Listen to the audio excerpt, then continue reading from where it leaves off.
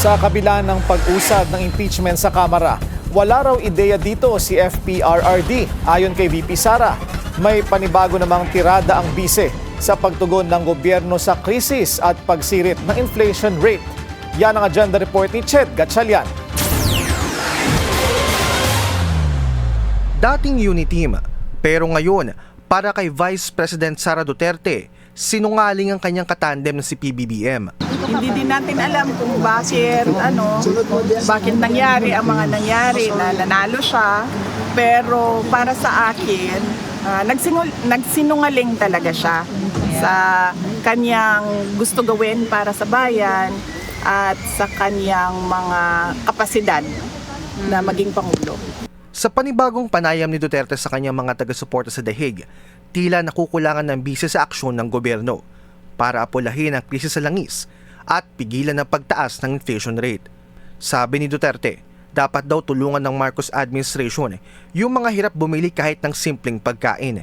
Inamin din ng bise na hindi na niya ibinalita pa sa kanyang ama ang pag-usad sa Kamara ng Articles of Impeachment laban sa kanya.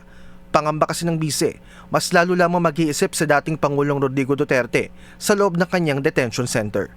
Dapat ang alam lang niya ay yung mga happy na mga bagay. Lalo pati nag-iisip tayo na baka nga dyan siya bawian ng buhay sa loob, no? Dyan siya mamamatay sa loob ng detention. So dapat yung maaalala niya at naiisip niya ay yung mga masasayang bagay, hindi yung mga kalokohan, korupsyon at abuso ng mga congressman at iba pang politiko. Tila natutuwa naman si VP Sara kina Congressman Leandro Leviste at Kiko Barzaga na anyay katulad niya ng sentimiento sa pamahalaan. Pero pagdating sa impeachment case sa kanya kinakaharap, tinawag ng bise na gawa-gawa lang ito ng ilang mga kongresista. Unang-una kasi sa politika, ganyan talaga yan, no? Sabi ko nga, presumptive candidate na ako. Style ng karamihan o maraming mga politiko ay you paint your enemy black so that you appear white. Hirit ni ACT Teachers Representative Antonio Tino, kahit ano pa man ang iakusa ni VP Sara, wala na siyang magagawa dahil dumating na raw ang oras na may impeach na siya. Ito'y matapos sabihin ni Duterte na kung may impeachment siya, sinulat na raw ito ng Diyos. Siguro yun ang ibig sabihin nun na talagang hindi niya na matatakasan ang impeachment, lalo pa at napakalakas ng ebidensyang lumabas dito pa lang sa House, what more sa Senate.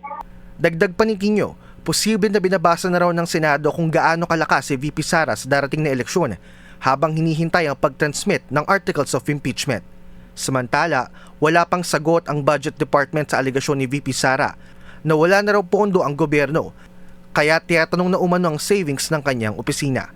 Para sa agenda, Ched Gatchalian, Billionaire News Channel. Manatiling nakatutok sa Billionaire News Channel. Sumubaybay sa aming social media accounts at mag-subscribe sa aming YouTube channel para sa mga eksklusibong balita at storya.